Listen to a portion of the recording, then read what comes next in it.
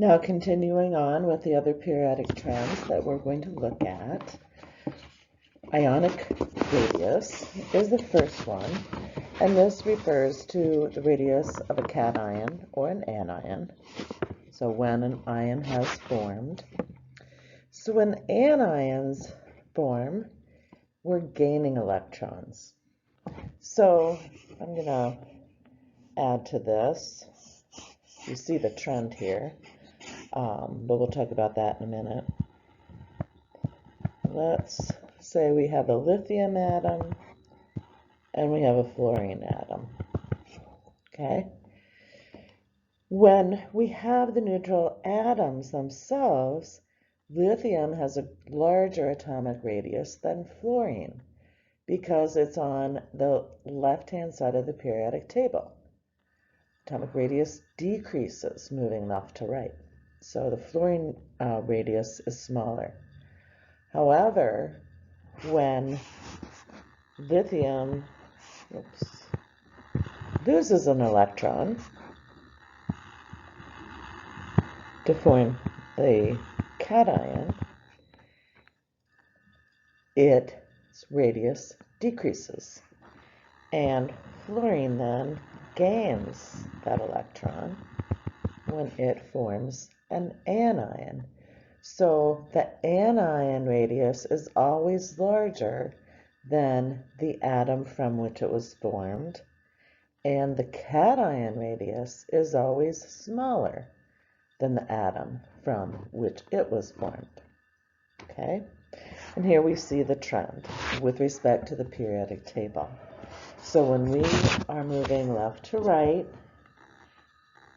across the periodic table, ionic radius increases. Okay?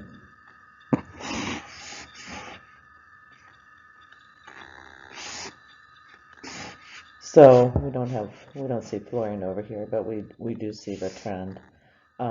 Ionic, and don't think about this.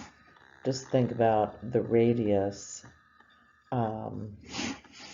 when you get from this is basically just showing cations, not the anions, but you see that from lithium to fluorine we have an increase in atomic radius. Okay. So, and when we're going from top to bottom, it is reflected here, the atomic radius also will increase for that ionic radius. So metals tend to lose electrons, which means they're going to have more protons than electrons. So that's more attraction. So the ionic radius, as we just saw, is less than the atomic radius of the neutral atom. And for the nonmetals that gain electrons, that means they'll have more electrons than protons, so there isn't as much attraction. So that ionic radius is greater than that of the neutral atom. So this is the trend. As you go down a column, atomic radius increases. As you go across a period, atomic radius decreases. And actually, I thought that was going to summarize the ionic radius, but it did not, so it was in the wrong spot. Sorry about that. Ionization energy, this is the energy that's required to remove an electron from an atom. Now, those on the left-hand side of the periodic table, the metals, for example, want to give up their valence electrons to obtain the electron configuration of a noble gas. So you would predict that ionization energy for those metals is not going to be very large. However, on the nonmetal side of the periodic table that want to gain electrons, therefore they don't want to give them up, they want to gain them, you would predict that the ionization energy would be greater, and that is the trend. So here in n equals 2, if we start with lithium, and you see there's a slight blip here, but the general trend is that that ionization energy increases moving from left to right across a period or row. And that should make sense.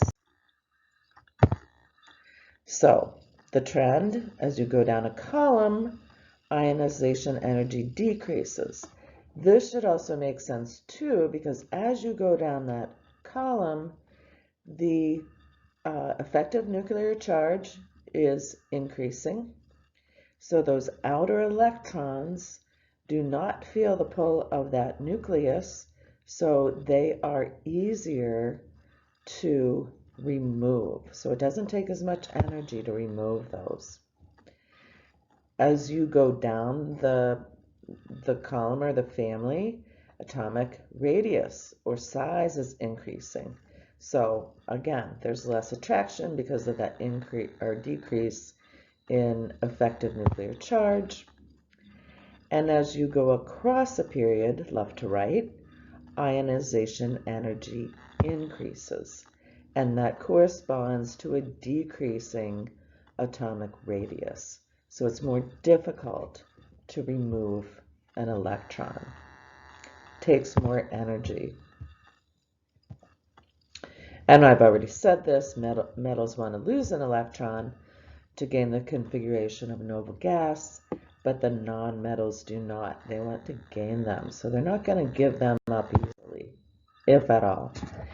So this is another way also to look at ionization energy and electron configurations. So how do electron configurations explain why there is a big change in energy at the red line? So if we're looking at sodium, which is in group 1A, sorry, sodium has one valence electron.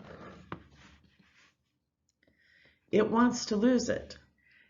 And it does require 495.8, and I don't know if this is in, it's probably kilojoules per mole. They didn't give us units here.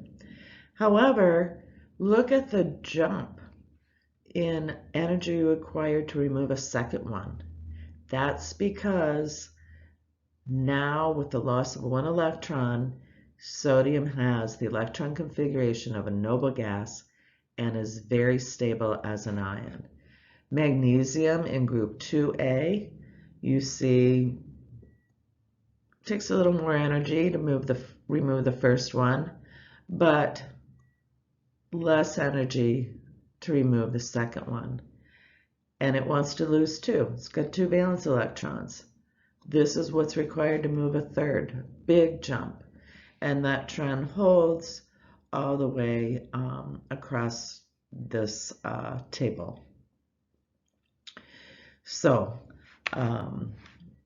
those valence electrons are lost easily if they're a metal and not lost so easily if it's a non-metal. And you can see that increase in ionization energy as you move left or to right across that periodic table.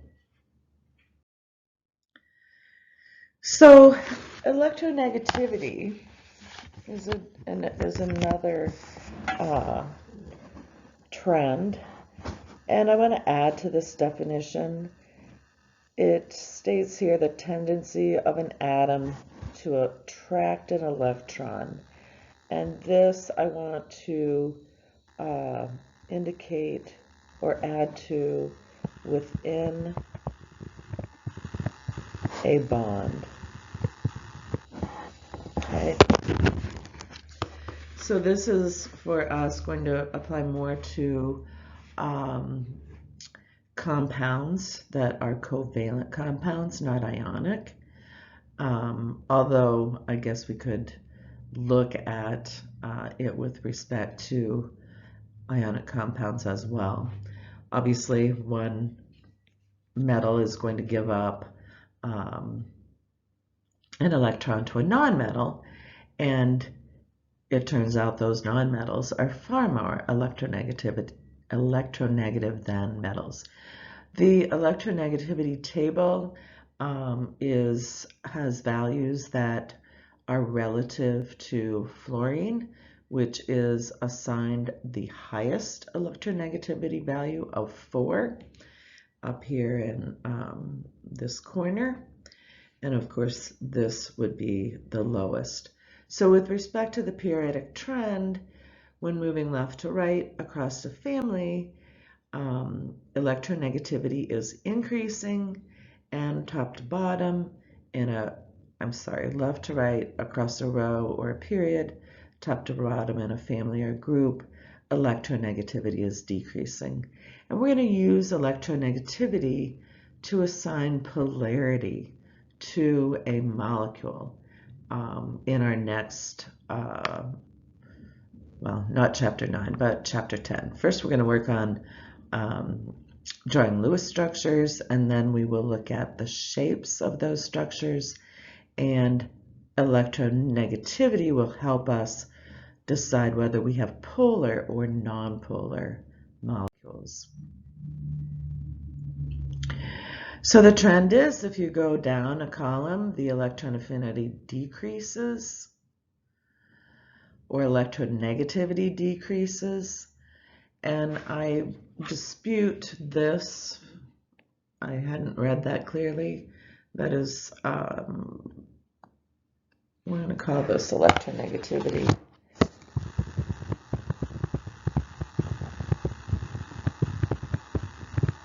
Electron affinity has a slightly different definition. As you go down the column or family, atomic size increases. So once again, effective nuclear charge is decreasing, and radius is increasing. As you go from left to right, electron or electronegativity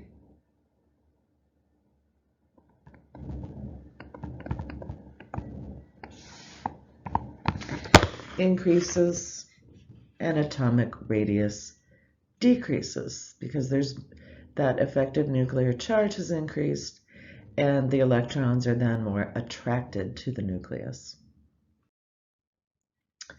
Okay, reactivity. So this is the tendency of an atom to react. This is a chemical property.